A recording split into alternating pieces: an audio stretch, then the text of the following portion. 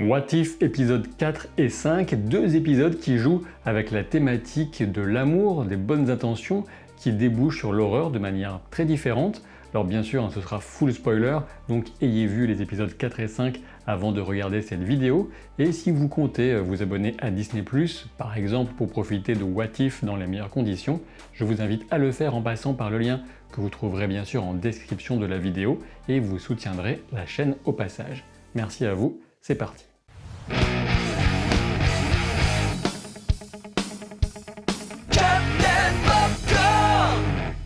Alors on peut tout de suite poser la question, l'épisode 4 centré sur le Docteur Strange est-il le meilleur jusqu'à présent en tout cas de cette série d'animation What If? Eh bien de mon point de vue la réponse est plutôt oui. Et si le Docteur avait perdu son cœur plutôt que ses mains, voilà un épisode qui commence dans le drame, la perte, le deuil et qui se termine sur la destruction complète d'un univers et une solitude absolue. Difficile de faire plus adulte comme thème. Vous me direz en commentaire ce qu'il en a été pour vous, mais de mon côté j'ai beaucoup apprécié la façon dont cet épisode est venu saisir le potentiel assez vaste d'une série comme What If pour prendre des risques et imposer une tonalité entre occulte, mystère, horreur. Ça m'a beaucoup plu. Et voilà un positionnement qui place cet épisode un peu à part de ce qu'on a l'habitude de voir dans le MCU, même si c'est de plus en plus varié, notamment avec les séries, les différents films récents, etc.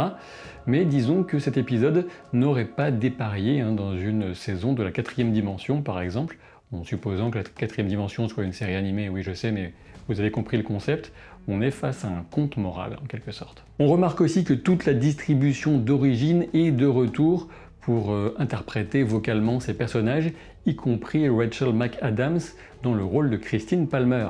Et le moins qu'on puisse dire, sans vouloir trop spoiler certaines séries, mais c'est qu'il ne fait pas très bon s'appeler Palmer, que ce soit dans les films ou les séries américaines. La mort de Christine est donc un point absolu de la ligne de temps de cet univers. Voilà un nouveau concept, ce point absolu, qui dépasse de très loin, je pense en tout cas, la compétence ou même la juridiction, si j'ose dire, de Kang ou celui qui demeure, selon la façon dont vous préférez l'appeler. Et il me semble que derrière la définition de ces points absolus de la structure du temps de tel ou tel univers, on retrouve une force largement supérieure qu'on peut appeler Dieu, le destin, comme vous voulez. Quoi qu'il en soit, j'ai beaucoup apprécié l'ambiance visuelle de cet épisode, que ce soit l'onirisme des lueurs derrière le visage de Christine ou l'inventivité dans la galerie de créatures de cauchemar absorbées par Strange. Dès la première itération de la fatidique discussion en Lamborghini, on remarque que Christine évoque le succès du docteur dans une intervention d'hémisphérectomie, ce qui correspond à la déconnexion des liens entre les hémisphères du cerveau,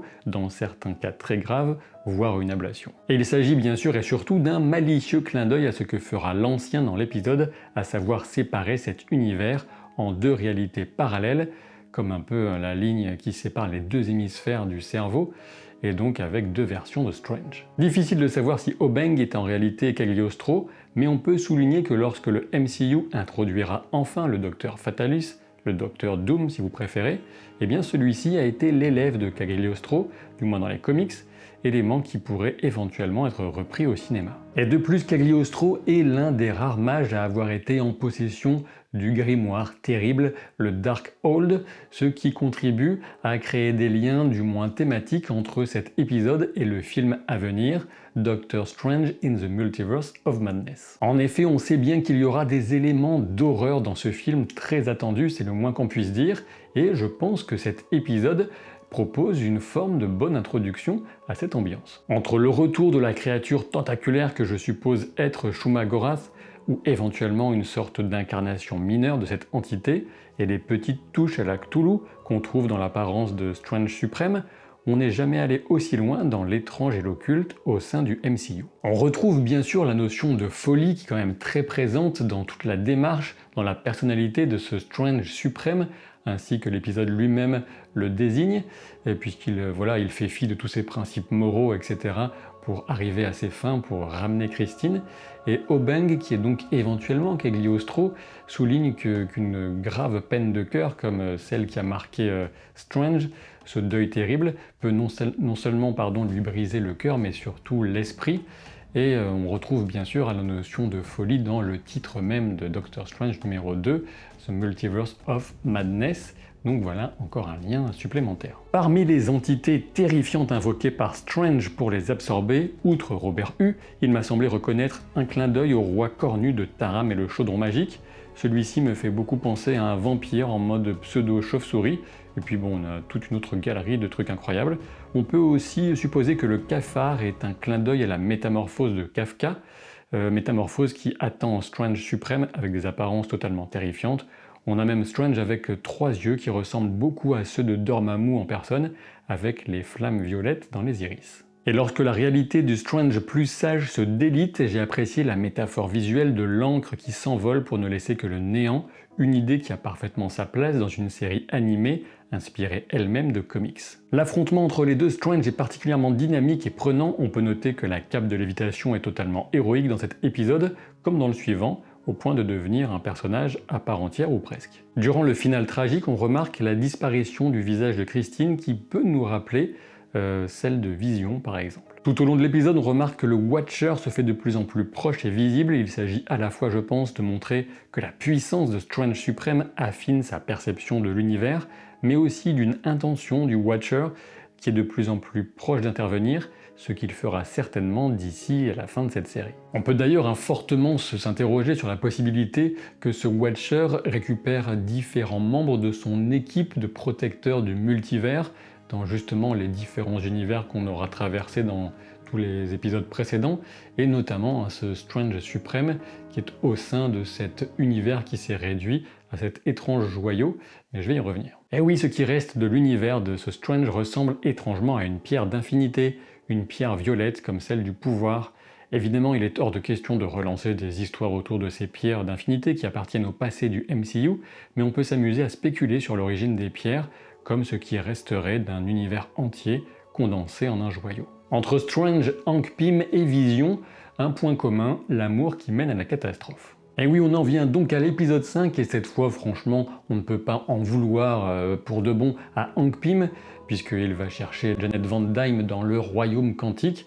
Ça, bon, c'est plutôt logique. Il ne pouvait pas savoir qui tomberait sur une Janet zombie, et puis de toute façon, tout le monde se lève pour Janet. Alors que dire sur cet épisode spécial zombie? Alors déjà il faut commencer par le genre zombie en lui-même, puisque certains adorent, d'autres détestent, et puis il y en a aussi certains qui pouvaient aimer au début mais qui en ont complètement marre, puisqu'on a bouffé du zombie, si j'ose dire, à toutes les sauces depuis 15 ans au moins, et donc au bout d'un moment ça commence à bien faire. Et avec ce What If, on risque d'avoir les fans du comics Marvel Zombies de Kirkman et Millar qui pourraient se plaindre qu'on n'en a pas assez, que ça ne va pas assez loin. Alors en effet, je comprends parfaitement l'idée qu'il puisse y avoir une petite déception par rapport aux comics, mais franchement, de mon côté, je ne m'attendais pas à ce que ça aille aussi loin en termes de gore, de violence, même si c'est vrai que l'humour, le second degré, va apporter de la distanciation, mais quand même, on est sur Disney+, il faut s'en souvenir. On remarque qu'au casting, on retrouve Danai Gurira en Okoye, impossible de faire l'impasse sur elle, alors que l'actrice était surtout connue auparavant pour son rôle de Michonne dans The Walking Dead. De mon côté, petit bémol sur la façon dont est rendu en dessin le visage de Mark Ruffalo, j'ai vraiment beaucoup plus de mal à le reconnaître que la plupart des autres personnages. J'ai bien apprécié l'apparition de Peter Parker et son utilisation dans la dynamique de l'épisode, notamment son rapport avec Hope, qui laisse espérer un tel développement en version live, sait-on jamais. En revanche, en termes d'usage des pouvoirs, des capacités de Spider-Man, ce n'était pas foufou, et on peut clairement estimer que c'est Hope Van Dyne l'héroïne centrale de cet épisode. On peut noter que trouver la tête de Scott Lang dans un bocal est une reprise de ce qui arrivait à Janet dans les comics. Et par ailleurs, pour moi, la tête vivant à part, c'est d'abord une référence à Mars Attacks, et ensuite éventuellement à Futurama. Et pendant qu'on y est, Scott utilise la formule magique d'Harry Potter pour voler, ce qui donne un effet plutôt marrant avec la cape de Strange. Et au final, justement, c'est plutôt l'humour de cet épisode que je retiens entre la remarque du Winter Soldier qui se contrefiche de la mort définitive de Sam Wilson, ou encore Happy Hogan qui continue à faire des bam bam en tirant même quand il est devenu zombie. Je parlais de violence et quand même, il faut bien admettre qu'on a des gens dévorés par des zombies dévorés par des fourmis,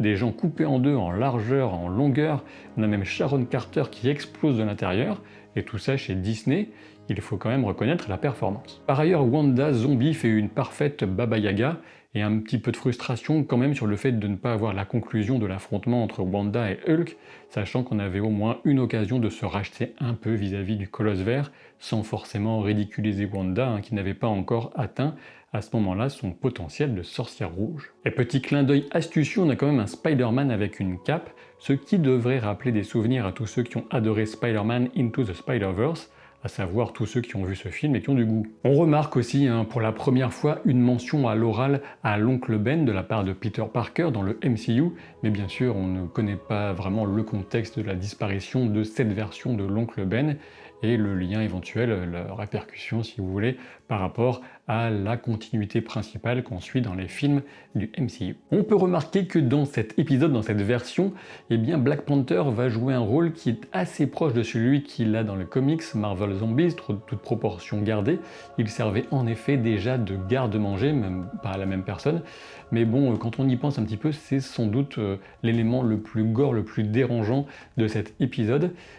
quitte même à nous faire penser, à nous fans d'Hannibal, à une certaine scène très marquante. Et évidemment, les quelques mots de Black Panther sur la mort qui n'est pas la fin résonnent de façon toute particulière maintenant. Le final de l'épisode sur un Thanos zombie n'a sans doute pas vraiment d'explication qui tienne facilement la route, mais franchement, l'idée même d'un Thanos zombie avec le gant qui sera bientôt complet, c'est tellement cool qu'on peut complètement pardonner le comment pour profiter du spectacle. Et il faut savoir que dans les comics Marvel Zombies, Galactus lui-même était infecté, devenait un zombie, mais franchement, Thanos avec le gant au complet, il peut déjà causer de sacrés dommages à cet univers, donc je pense que cet univers, comme le précédent, est complètement foutu. En résumé, et de mon point de vue, un épisode sympathique que ce 5e, même s'il reste inférieur au 4e qui est pour l'instant vraiment mon petit chouchou de ces 5 premiers épisodes, et j'ai hâte bien sûr de découvrir les prochains. Je compte sur vous bien sûr pour laisser un pouce en l'air, pour vous abonner à la chaîne, pour me rejoindre sur Twitch, maintenant c'est les mardis et jeudis. Vous trouverez le lien aussi en description, et si vous ne faites pas tout ça, je serai obligé de sévir, de vous transformer en scarabée, insecte, ce que vous voulez, avec 4 bras, aucun pouvoir, des yeux partout, à tel point que quand vous aurez une poussière dans l'œil, vous vous gratterez le nombril. Je vous dis à très vite pour de nouvelles aventures. Salut.